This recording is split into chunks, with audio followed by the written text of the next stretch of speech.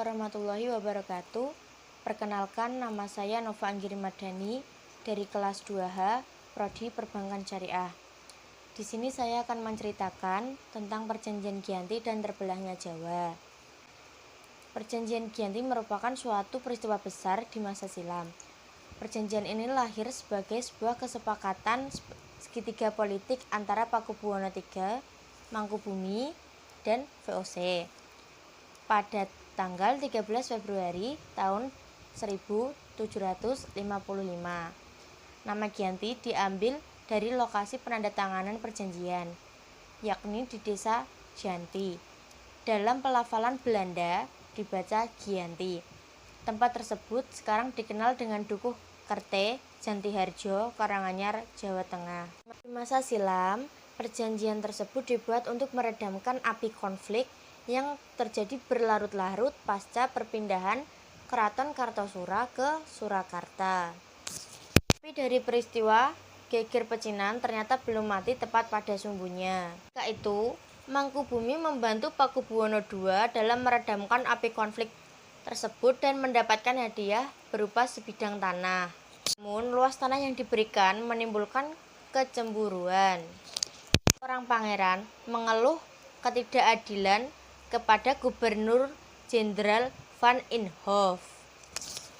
Gubernur mengeluarkan keputusan-keputusan yang pada akhirnya tanah tersebut tidak jadi dimiliki oleh Mangkubumi. Akhirnya dia meminta izin kepada Pakubuwono II. Daripada lunggu saya dikurangi, lebih baik buanglah saya sampai saya tidak dapat kembali. Akhirnya diberi uang saku 3.000 riel untuk jatah makan anak buahnya. Silahkan pergi, dan pada akhirnya Mangkubumi pergi di waktu malam hari. Itulah terjadi perang Mangkubumen yang mengakibatkan puluhan ribu prajurit tewas. Dan ini mendorong Gubernur VOC Jawa Utara yaitu Nicholas Harting mengambil sikap untuk menyelamatkan daerah operasionalnya secara tertutup, melakukan perundingan dengan Mangkubumi. Berkali-kali melakukan perundingan, akhirnya Nicholas Harting menyetujui permintaan Mangkubumi yaitu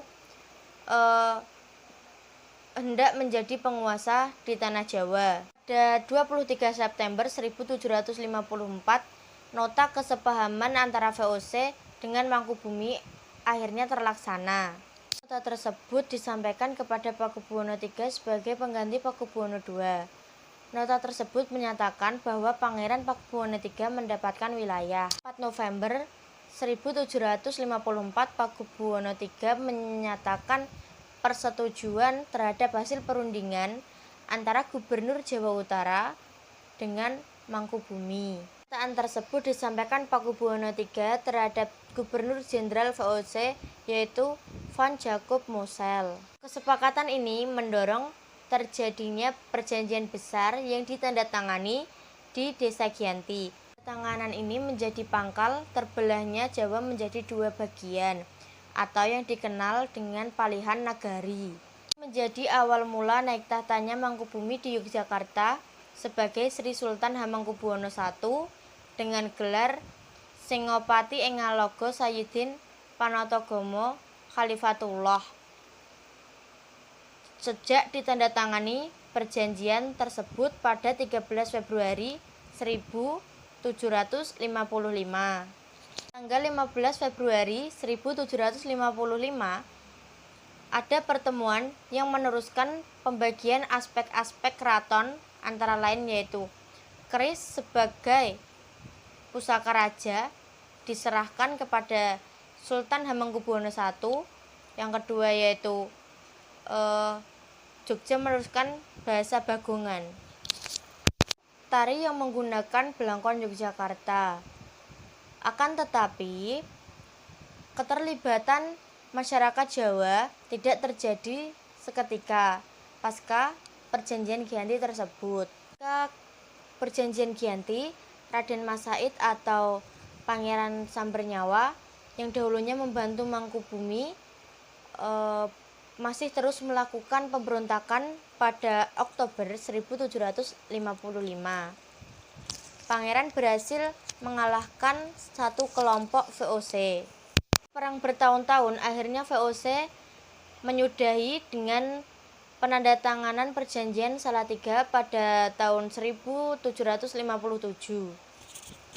Bernyawa akhirnya mendapatkan bagian dari Kasunanan Surakarta dengan wilayah kekuasaan sebagai Kadipaten Mangkunegaran. Pada tahun 1813, Gubernur Jenderal Thomas Stamford Raffles, Kesultanan Yogyakarta terbelah dengan lahirnya Pakualam. Pada akhirnya Jawa memiliki 4 wilayah pemerintahan. Di masa Republik Indonesia, Kasunanan Surakarta dan Kadipaten Mangkunegaran menjadi cagar budaya dan wilayah Jogja menjadi daerah istimewa. Sekian yang dapat saya sampaikan. Wassalamualaikum warahmatullahi wabarakatuh.